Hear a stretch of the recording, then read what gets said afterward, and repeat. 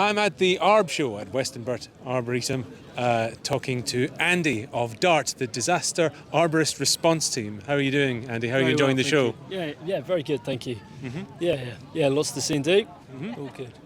For anyone who doesn't know, what is DART? So DART's a small charity where we essentially go out after a disaster, generally tropical storms, and we're a humanitarian charity, so we go out and deliver aid and essentially use our skills within the ARB industry to benefit people who've been hit by those natural disasters.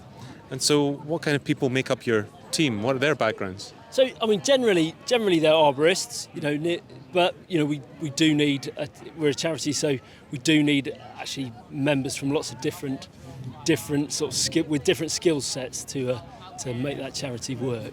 So, we're the length and breadth of the country, right down from Cornwall all the way up to the top of Scotland, and anyone's welcome really if they've got the skills and are keen and committed to help out. When you talk about disaster relief, what kind of disasters are you talking about? So most recently we went out, only about a month ago, we went out to after Tropical Storm Freddie. It was one of the largest tropical storms on record. And essentially when it's hit the east coast of Africa, it caused a huge amount of flooding, but also there was a lot of damage done by falling trees. And those large trees are really quite... Well, they're potentially a really usable resource, but they also cause a lot of impact, particularly to sort of bridges, major supply roads, and that really straight after those events, actually the quicker people can get in and those routes can be cleared, then the faster aid can be distributed within that country. And what are you looking to do with this show, being at the ARB Show? So really raise awareness. Clearly, we're a volunteer charity. There's no paid members of staff or anything.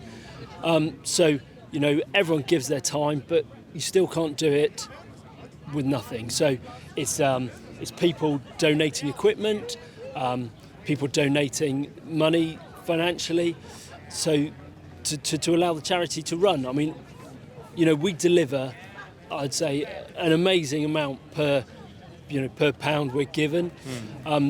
The last charity was really only a few £1,000s, so it's a great it's a great asset to that country where we can go out, because while we're doing this work, we're working with people from the local forestry service, police, fire service, or people within that community, and what we're doing is we're imparting skills, and then before we leave all that equipment there, so it builds resilience, leaves a legacy within that country. So next time round, actually, we're trying to take ourselves out of the equation, so that country has more capacity in the future to deal with it.